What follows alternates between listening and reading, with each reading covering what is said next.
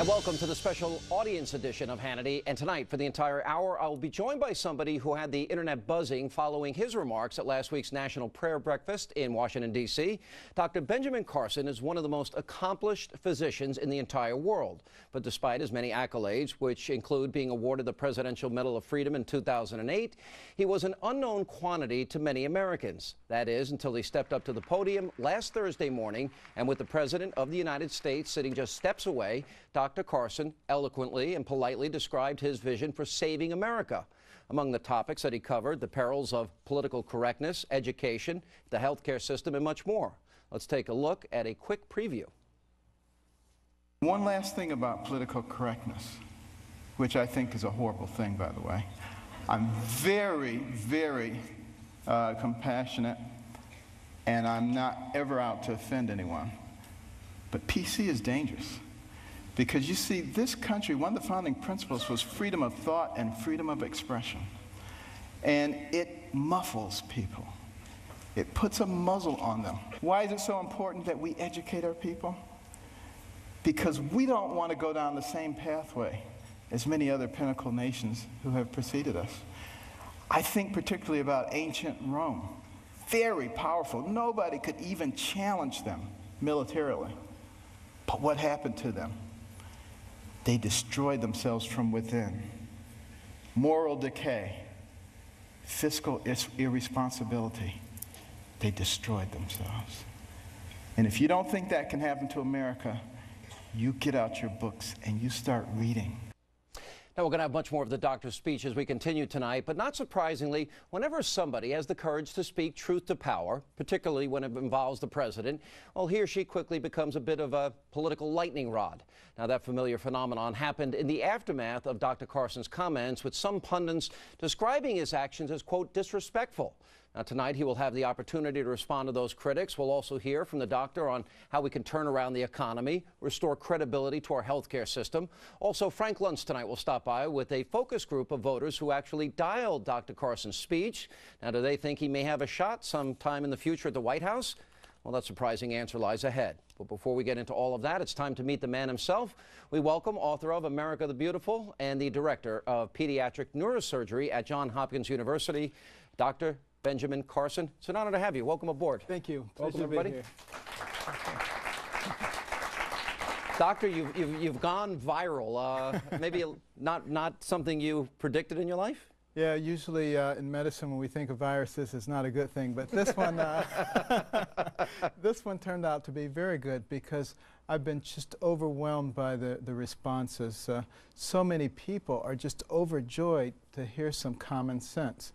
And I don't think that I've put forth anything that's that intellectually challenging. It's just that it's so much better than most of what we're hearing from Washington that it seems like a great revelation. And the important thing, I think, is to begin the dialogue. You know, some people say, you can't say something like that in front of the president. Well, when did this become a monarchy? We are the people. The president works for us. And, we need to remember that, This is a country that is for, of, and by the people, not for, of, and by the government. And that is the big battle that we are in right now. And we need to make a decision with our eyes open. Which country do we want to be? It's interesting because you made the comparison of ancient Rome, and you said this could happen to America. Is that something you fear? I definitely fear it because we're in very much the same position that they were in. So powerful, pinnacle nation in the world, no competition, going to be there forever, so they thought. And then all the military expansionism started. And capturing this group and this group, of course, that requires a lot of resources when you capture people to keep them under control. And they quickly began to run out of money. And then they're looking for any kind of scheme to get money from the people. And the rich people, they have a lot of money, so let's come up with some schemes to get their money. And of course, that erodes another aspect of confidence and creativity within your society. And they just continued right down the path of destruction. And that could happen here. It's in the process of happening. The real question is, are we smart enough to stop it? Can we actually learn from those who've gone before us? or must we inexorably go down the same path as all those people who've preceded us and done the same thing? Let's hope not. You actually used the phrase on my buddy Neil Cavuto's show. You said somebody's got to stand up to these bullies. Define the bullies that you were talking about. Well, the bullies I'm talking about are the PC police. And, you know, they come in many shapes and forms. Certainly a lot of them in your business. I'm very well aware of them, yes. The media who try to define what you're supposed to think. And unfortunately, I think it's the very thing that our founders were talking about when they said it's so important, and our system of government is based upon a well-informed populace, because if they're not well-informed, they are very easy to manipulate. And all you have to do is look at some of those Jay Leno segments where they go man on the street. Jaywalking. Yeah. My favorite segment. By your background, this is amazing to me, your background. Your mom was married at 13, one of 24 children? Yes. And you were not a very good, you were a troublemaker. I was perhaps the worst student you've ever seen. You know, I thought I was stupid. All my classmates thought I was stupid, so there was general agreement. But that was in 5th grade. That was in 5th grade. Yeah. And, you know, fortunately for me, my mother believed in me when no one else did. And she just said, Benjamin, you're much too smart to be bringing home grades like this. I brought them home anyway, but she was always saying that. And you know, one day she just came home after being at work and being inspired by looking at all the books that her employers were reading. And she said, you guys are going to read books and you're going to stop watching so much television. And she made a prediction which is really quite uncanny. She said, if you start reading books, one day people will be looking at you on television. Hi, everybody. Very well said. But it was even deeper than that. She had a 3rd grade education herself. Yes. And you made a comment in that speech that she would look over your reports. You had to write a book report. Right. She said we had to read 2 books apiece and submit to her written book reports, which she couldn't read, but we didn't know that. She would put little check marks and highlights, and we would think that she was reading them, but she wasn't. But I hated it so much because everybody else was outside playing and having a good time. My brother and I were stuck in the house reading these books. But after a while, I actually began to enjoy reading the books, because even though we were desperately poor, between the covers of those books, I could go anywhere, I could be anybody, I could do anything. I began to read about amazing people. I read about Booker T. Washington, his autobiography called Up From Slavery. He was a slave, and it was illegal for slaves to read. And that right there is a topic in and of itself that a lot of young people should be thinking about. Why was it illegal for slaves to read? Because the slave owners knew that if they could read, they could liberate themselves. And the same thing goes today. Those young people who are not availing themselves of the educational opportunities are intentionally enslaving themselves. The Latin phrase for education, educare, to bring forth from within, it presupposes all of these kids were born with that talent. That's their gift. Absolutely. You had a particular talent, too, in school, where you could push people's buttons. I read a commencement address you gave in 2007. That was a particularly good talent of yours. It was. You know, I would study my classmates to figure out what made them really, really angry, because, you know, they were always calling me dummy, so this is the way I would get back at them. And I would figure out what made them angry, and I would just irritate them until they were about to explode. But I would never push the last button until we were in the classroom and the teacher was nearby.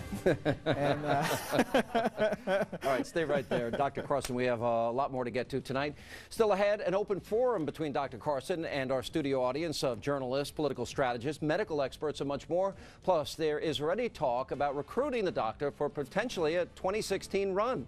We're going to check in with Frank Luntz and his focus group, who actually dialed the speech that had everybody talking.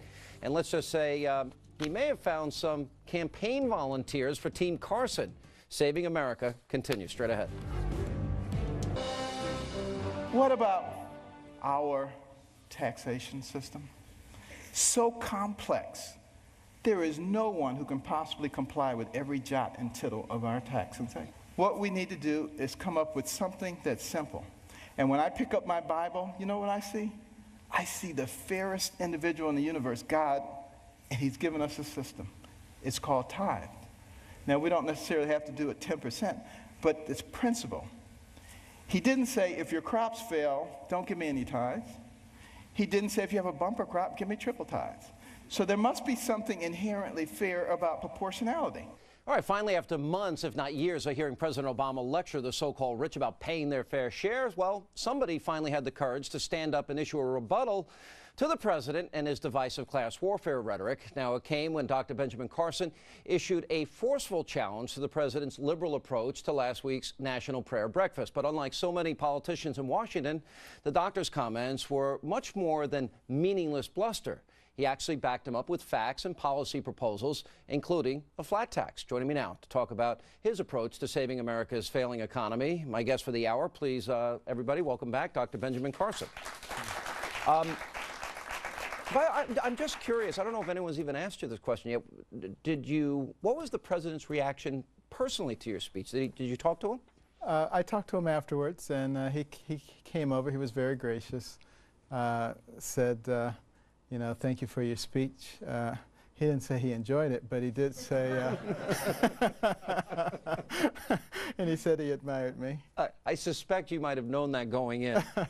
Let me play, you said something in talking about the economy that really hit home with me. Okay. And that's about the deficit. $16.5 trillion we have. That is a number that is so mind-boggling, and that's why I said if you counted one number per second, it would take you 507,000 years, more than 500,000 years. It's a number that's just staggering, and it's continuing to grow. And you know, we sit around and we talk about, well, maybe we can keep it from growing further. We need to reduce it, and the way to reduce it, obviously, is to get the economy growing again. You know, it doesn't really do any good to keep taking from this tree or that tree and squeezing it down. You know, I like parables, so in the book America the Beautiful, I give a parable of two brothers, identical brothers, and they're put on deserted islands with their families. And one had the philosophy, they only ate trees and products of trees. One had the philosophy, I'm going to eat what I need, and I'm going to let the others grow. Pretty soon, he had an entire forest. He had enough food forever. The other one, as soon as a sapling came up, he was on it and eating it. And he and his family eventually starved to death. It's basically the same kind of thing if you keep taking and taking, rather than creating a situation where you can grow. And you look at the fact that we have the highest corporate taxes in the world, and then we wonder why companies are going offshore. Well, we need to go back to basic business school and understand that companies are there to earn money, not to be social welfare organisms. Mm-hmm. And let me play for you a history. This is President Obama has said many, many times that he was going to fix the debt and the deficit, and he spoke earlier this week at the State of the Union. Let's go down memory lane here. Now, what I've done throughout this campaign is to propose a net spending cut. And I want to go through the federal budget line by line, page by page. Programs that don't work, we should cut. Today, I'm pledging to cut the deficit we inherited by half by the end of my first term in office. I will use the money we're no longer spending on war to pay down our debt. My plan would cut our deficit by $4 trillion. But what my opponent didn't tell you was that federal spending, since I took office, has risen at the slowest pace of any president in almost 60 years. $6 trillion in new debt since he became president. I'm not asking you a political question. Right. To me, this is more of a moral issue. It is. You can't steal from your kids and grandkids. And the people years before World War II, it's really when it started deteriorating, always felt that we needed to pay our debts down. And again, you'll see lots of quotes in the book about what our founding fathers and some of our predecessors thought about sending debt to the next generation, that in fact it was immoral. We've just completely forgotten about that now. Yeah, I think that is a defining issue of our time. It is. And, you know, the other thing is we need to create a situation that has everybody involved. Everybody has to have skin in the game in order to make this work. We talk about an egalitarian society. Well, if everybody is paying according to their ability, which is what the tithing system was, it's proportional. If you make a gazillion dollars, you pay a lot of tax. If you make very little, you pay very little tax. But your skin is in the game. Now, the reason that our government, as it stands now, doesn't like that is because if everybody has skin in the game, it makes it a whole lot harder for you to raise taxes. And now you got to be accountable to everybody, and you can't just make 1% or 2% or 5% mad. We're going to take a break. We'll come back, and when we come back, Dr. Carson will share with us his prescription for curing America's failing healthcare system. And then Ben Carson for president? Well, that was the headline of a recent Wall Street Journal editorial. So are politics in the doctor's future? We'll ask him, and Frank Luntz and his focus group dial the doctor's prayer breakfast speech as Saving America continues. We're glad you're with us. Here's my solution. When the person is born, give them a birth certificate, an electronic medical record, and a health savings account, to which money can be contributed pre-tax from the time you're born to the time you die. When you die, you can pass it on to your family members so that when you're 85 years old and you got 6 diseases, you're not trying to spend up everything. You're happy to pass it on, and there's nobody talking about death panels. And welcome back to the special studio audience edition of Hannity. We're calling it Saving America. Joining me tonight for the hour is Dr. Benjamin Carson. Now, ever since his remarks at the National Prayer Breakfast, he has quickly become one of the leading voices against government-run health care. But again, unlike so many of our elected representatives in Washington, he isn't simply just complaining. He's offering real, reasonable answers to help fix the problem. And we welcome back Dr. Carson. And again, thanks for being here. Absolutely. You gave a speech, a commencement speech in 2007, and you used a great analogy about if you give people their own accounts, and you used food stamps as an analogy. Right. And you said people don't buy a porterhouse on day one. Right, exactly, because you know, there are some government programs that do work, and food stamps do save people's lives. I think probably it's been abused a little bit and gone beyond that point now, but it serves as a good model because when people get their monthly allocation, they don't go out and buy porterhouse steak the first 5 days and starve the rest of the month. They learn how to allocate. And if you make people responsible financially for their own health with their own health savings account, believe me, they're not going to run off to the emergency room where things cost 5 times as much. They're going to go to a clinic. They get the same treatment in the clinic, but the difference is in the clinic, if they have some chronic disease, hypertension, diabetes, what have you, now you're going to get that under control too, so you're not back there in 3 weeks with another problem. So it begins to make a great deal of difference. Also, with the health savings account, you are going to develop a relationship with that healthcare provider. It's not this big nebulous third party. It's you and the provider. And you're not going to allow that provider to say you need 5 CT scans when you only need 1, nor is he going to suggest that because he knows that's coming directly out of your HSA. And it's going to bring medicine more into the free market because people are now going to be competing. And this is the way it should be. You know, it's interesting. I have never been able to figure out. Government never put our Social Security money in a lockbox like they said they would. Medicare's headed for bankruptcy. We talked about the debt, $16 trillion. Why do you think so many people put their faith, hope, trust in government to be the answer? And what do you think of Obamacare?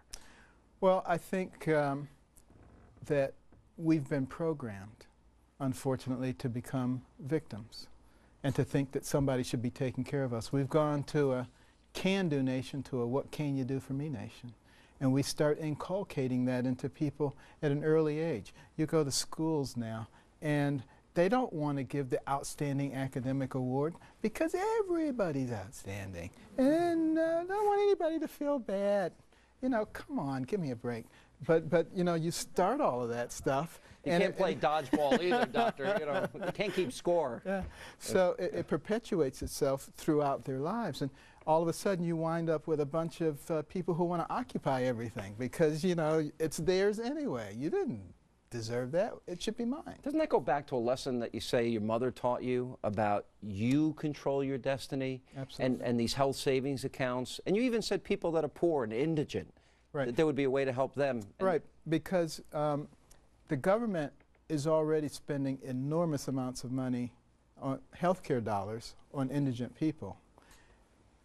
Taking not all of that money, only a portion of it, but divvying it up into people's HSAs, over which they now have some control, would make a huge difference. Now, will it be necessary to do some fine-tuning, and will it be necessary to create some encouragements for people who are not indigent to put money into their HSAs, to encourage their employers to put money into their HSAs? Yes, but these are all things that we can work out.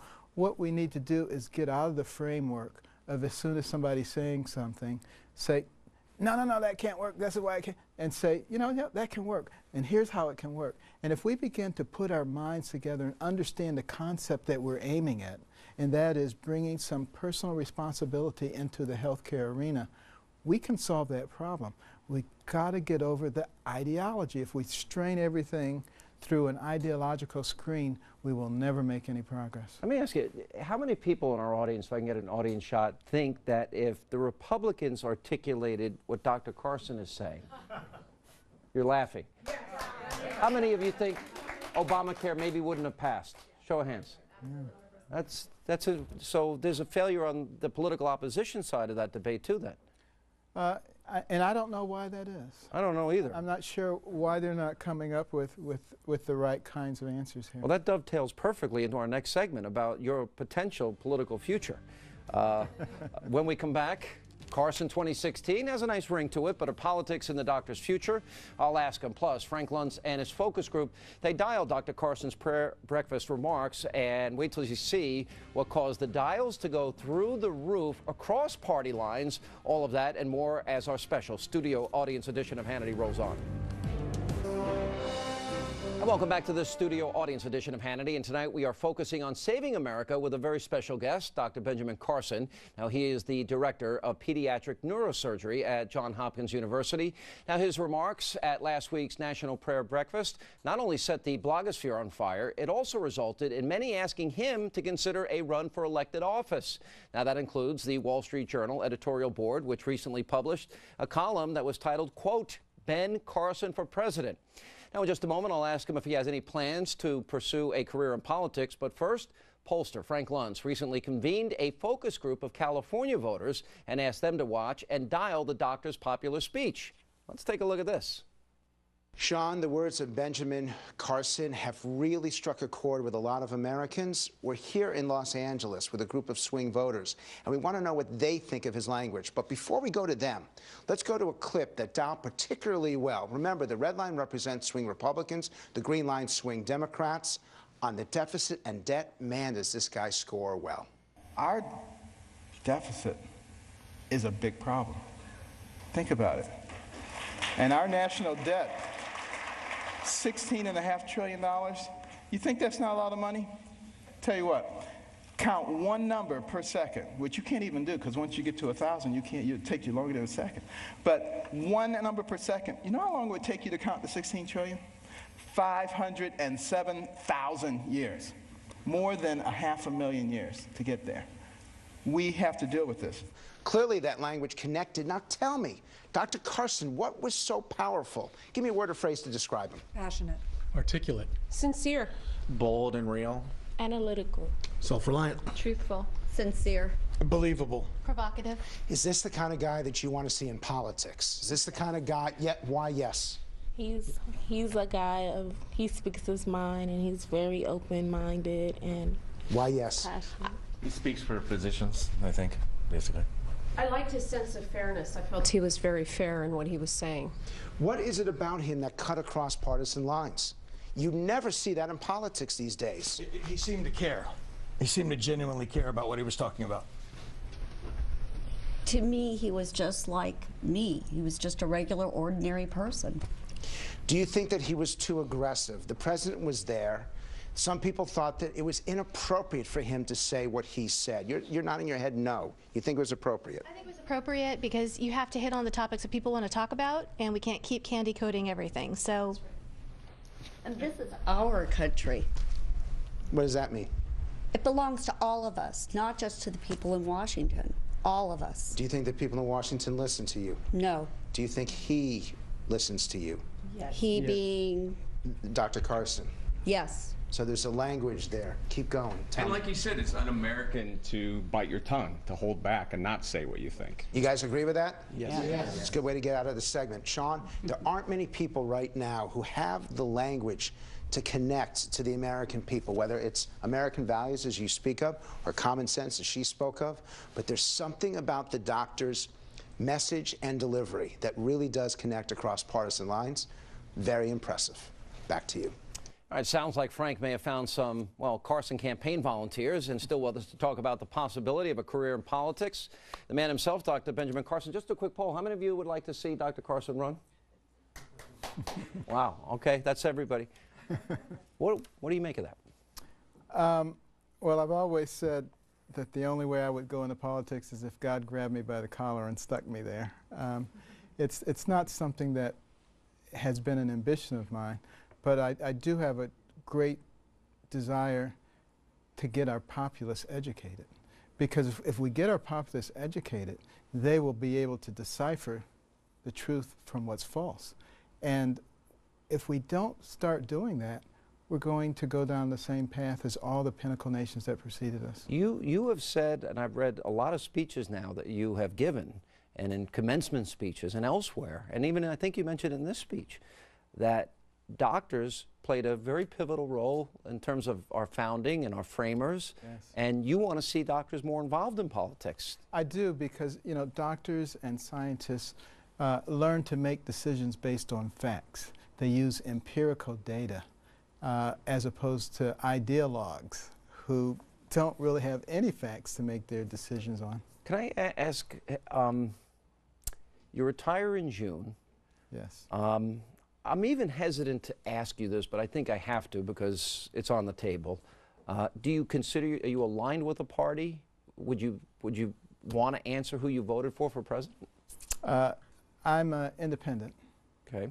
And, I tend to align myself closer with parties that are doing things or advocating things that would be good for the country. And that should tell you who I voted for. I won't go any further than that. Okay. I'll take anyone want to take any bets? But all right. All right. When we come back, we're going to have a lot of fun. We're going to open all this up to our studio audience of political strategists, journalists, medical experts, much more, as they, along with Dr. Carson, they offer up their solutions for helping to save America, whether it's the economy, health care, all issues on the table. Our studio audience, they'll join the discussion next. Welcome back to the special studio audience edition of Hannity, and Dr. Benjamin Carson is with us. All right, you ready to take our audience questions? Absolutely. All right, let's start over here. Jason. I wanted you to ask you about kids growing up in circumstances that you grew up in today, in the ghetto in particular. Yes. What's missing? Are there not enough adults with that sort of mindset? Is it a leadership failure? Is it a breakdown of the family? What's the problem? Combination of the things that you mentioned.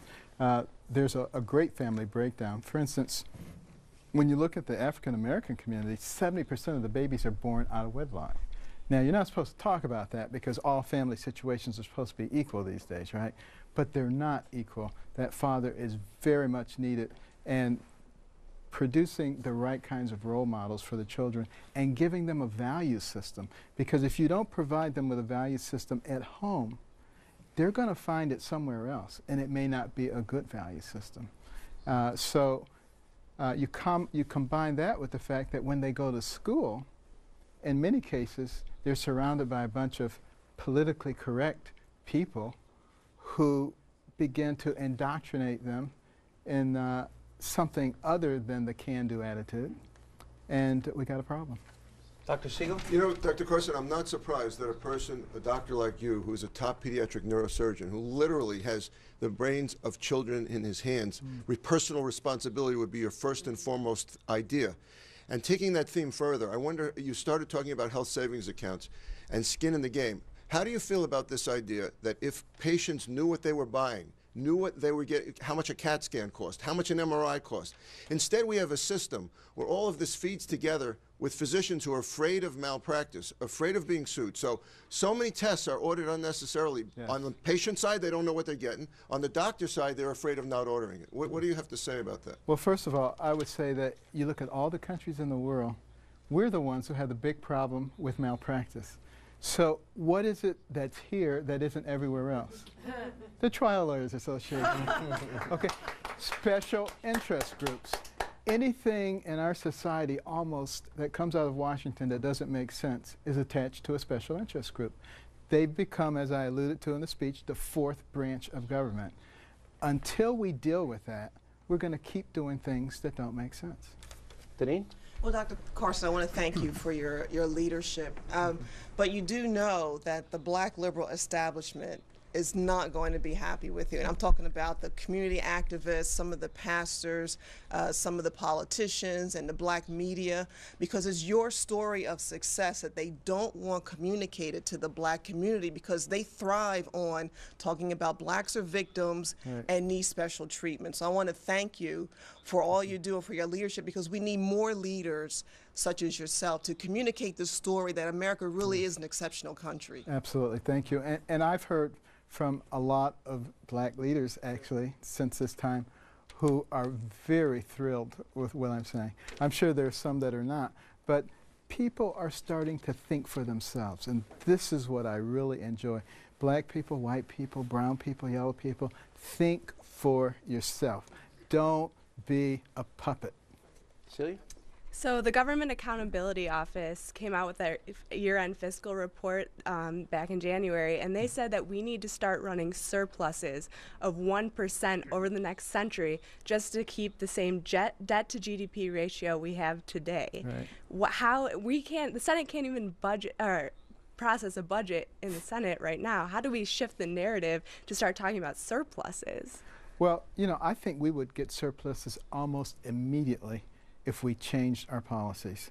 If we took away a lot of the burdensome regulations, if we dropped the tax rates, you would see money flooding back into this place if we just gave people the kinds of incentives that they used to have.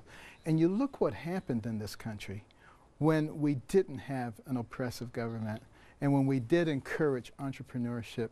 We just skyrocketed. It's all pent up right now, ready to go. Look at all the money that's on Wall Street. That money would be invested immediately if people felt that there wasn't some nefarious government out there trying to figure out how to get their money. And by the way, the money wouldn't be in the Caymans, which you mentioned in your speech. And also if we would drill. Yes. Drilling, natural gas, whether Saudi Arabia. I mean, you look at North and South Dakota, Montana, you look at all that shale up there. Oh, it's crazy. I mean, we could just blow Saudi Arabia off the map economically. Yeah, I love not being PC. Jeff Lord. Doctor, I'm taking care of my 93-year-old mom, and so we have a few doctors in our life. And one of them left his practice not long ago for something called, I'm learning, called a concierge practice. Another is very concerned about his practice and its continuance and his role in his own practice. Can you talk a little bit about how this Obamacare is affecting doctors in the medical community? Yes. Well, first of all, recognize that you have to go back and look at this historically. When Medicare, Medicaid first came along, you know, doctors who took care of those patients knew that they weren't going to make any money, but they were okay with it because the insurance companies at that time did have to pay for the ones who did have insurance. And just about every doctor, Dr. Siegel can tell you, had a percentage of their practice that was indigent, and they didn't care. We've always taken care of those patients. But now, because the margins are so narrow, because the insurance companies can do what they want to do, they're not capable of doing that anymore. And, you know, I do think we need some insurance reform also, because when you stop and you think about it, one of the major pillars of our medical system are insurance companies that make money by denying people care. We need to deal with that situation because that's an inherent conflict of interest. And I'm sure if we sit down and put our heads to it, we can figure out a way that they can make an adequate profit and people can still be taken care of. But remember, when we go to the HSA situation, the insurance companies will have a very different role. because they will just be doing bridge insurance, and we also will have a way of taking care of catastrophic insurance. All right, we're going to take a break. We'll come back more with our studio audience and Dr. Carson on the special edition of Hannity. And welcome back to the special audience edition of Hannity, and Dr. Ben Carson is with us, and we're taking questions. Our good friend Sandra Smith of the Fox Business Network. Lightning round? Dr. Carson. Yeah, this will be the lightning round because we don't have a lot of time. Sure, and I think that one of the biggest questions after listening to you tonight, it's been an absolute pleasure, is have we gone too far? Do you think that America can come back from where we are today? Great question. I do think that. That's why I wrote the book, because I think we have what it takes to do it. We're just going to have to speak up. That's the key. Jamie? It's January 2017. You've just been inaugurated President of the United States. What would be your top legislative priorities? Well, assuming that things are continuing the way they are now, we got to get the economy working again, because that will take care of the jobs. Productivity rather than just mindless jobs. All right, Leslie. Doctor, when you say things people don't want to hear, usually there's an immediate effort to delegitimize the speaker. Were you concerned about that before you made that speech in that forum with that audience? I wasn't concerned, because there's nothing that they can do to delegitimize me. There's no skeleton that they can find. They're going to try. Good luck. Yeah. You actually said in one of your speeches, live a clean life. You don't have to worry, and don't lie, because you don't have to worry about what you said 3 months ago. I read that. He's good. Kerry. Doctor, in the 1960s, you had Ronald Reagan speaking out against socialized medicine for the AMA. The AMA made a complete 180 and was speaking out for Obamacare. What happened? Well, first of all, only 23% of doctors belong to the AMA. And they go and they grab those ones and they say, this represents the AMA. Enough said. Betsy? I'd like to know how you would solve this problem as a doctor and also as President of the United States. Section 1311 of this law empowers the federal government. Law. The Obama Health Law empowers the federal government for the first time in history to dictate how doctors treat privately insured patients, even if you bought a plan like an Aetna plan or a Cigna plan and paid for it yourself. How will you protect that doctor-patient relationship? Probably by rewriting that law. Good answer.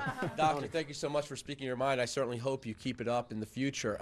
But who in the current debate reflects your values and views the most effectively of anybody in politics or public life? Well, I certainly enjoyed what Senator Rubio had to say last night. And I'm sure there are many up-and-coming young people, Bobby Jindal, and we'll just have to keep looking and hoping that people are courageous and forward-thinking. Heather?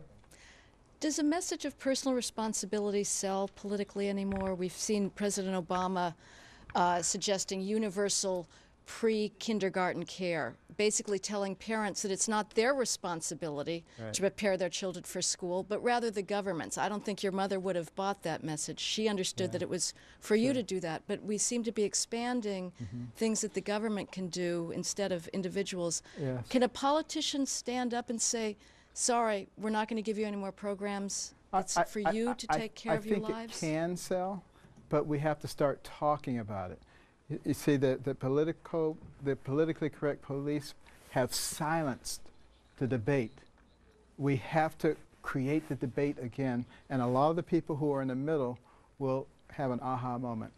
Stefano. The speech with the part about your mother touched me so deeply as a mother of young boys, and I'm wondering how can we best limit the government in a way that creates a million Mrs. Carsons raising up her sons and herself out of poverty into prosperity? How do we do that? We become smart voters. And you know, a lot of people, they go into the voting booth, they say, oh, there's a name I recognize. Yeah, I'm voting for that one. That's about all they know.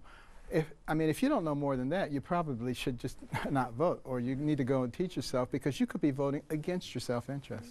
Dr. Siegel, Carson, do you think the president heard you? I was hoping that with everything that had happened, that he'd come up to you afterwards and say, I heard you. Do you think he heard you? I'm praying that he did. If he did, you should see some changes in his actions. You would, you're based in Baltimore, and you touched on Medicaid earlier, and as you know, the health outcomes of patients on Medicaid are a lot poorer than they are for private insurance because it underpays doctors and underpays hospitals. But this is the big debate in states around the country, is whether they should expand their Medicaid programs as Obamacare requires them to do. If you were advising the governor of Maryland, what would you tell him to do with the Medicaid expansion?